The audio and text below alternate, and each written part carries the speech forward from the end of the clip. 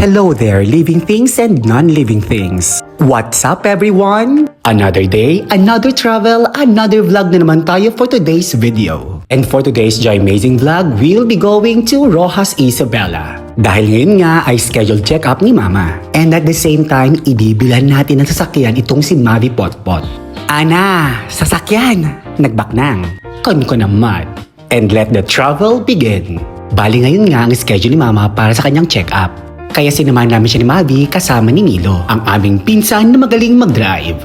Anyakan. And while on our way, tong kapatid kong nasa US, biglang tumawag sa kanyang anak na si Mavi. Ganyan silang dalawang mag-ina, kada umaga at gabi, ay na, kanahin kitawag dangay. Nagado nga istorya, tupo-tupo dagdag nga gina. Nagado nga pamabmaga kas jay.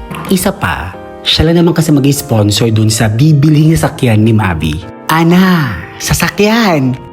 Kon ko naman. And finally, here we are at Roxas Isabela. Una nga pala namin pinuntahan ang clinic ng doktor ni Mama. Dahil pagkatapos ma-stroke ni Mama noong January, ngayong May ang kanyang check-up na in-schedule ang kanyang doktor. Shout out na pala kay Doktora Pamela Aradanas.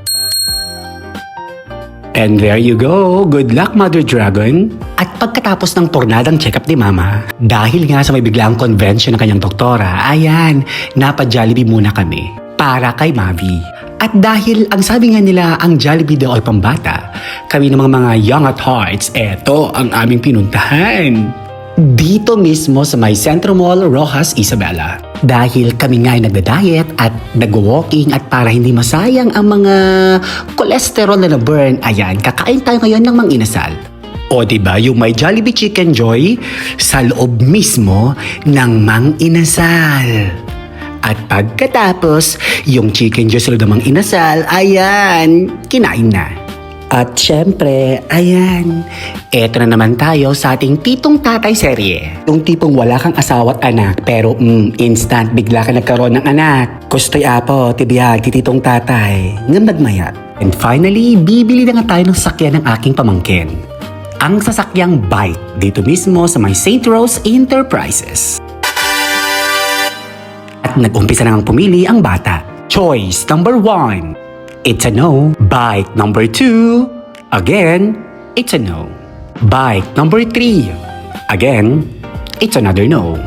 Bike number 4. Oh, come on. It's a big no-no. It's really a big no-no. Kung tanakan inang mo. Bike number 5. Oh, again, it's a no. And finally, bike number 6. Eto na ang kanyang napili. Oh, diba? Happy siya, oh. Happy siya. At nag-umpisa na nga magbayad si Mama. Siya nga pala, shout out ka pala kay Joyce Ann, ang mama ni Mavi na siyang nag-sponsor ng bike niya. Yay! Oh, ayan na ang bata. Excited. Ay na, bambantayan na piman na yung bike na. At kasalukuyan na ngang inaayos ang bike ng bata. Salamat, St. Rose Enterprises. At nung pauwi na nga kami, ayan, si Mavi Potpot, nakaturog nga eh. And this is the plot twist. O, diba? Kaya nga bumili ng bike para marunong siyang mag-drive ng bike. Kasta mat na nangyari na eh. Idurduron ko mat na eh. Anya dahi nga, kasaan mo di ka mo. Ay, kasta tikse, dabi nga duwa. Kasta. O, kita nyo mo. Ayan, tiltilad nga aramid. And that ends my Joy Amazing vlog. Muli, maraming salamat!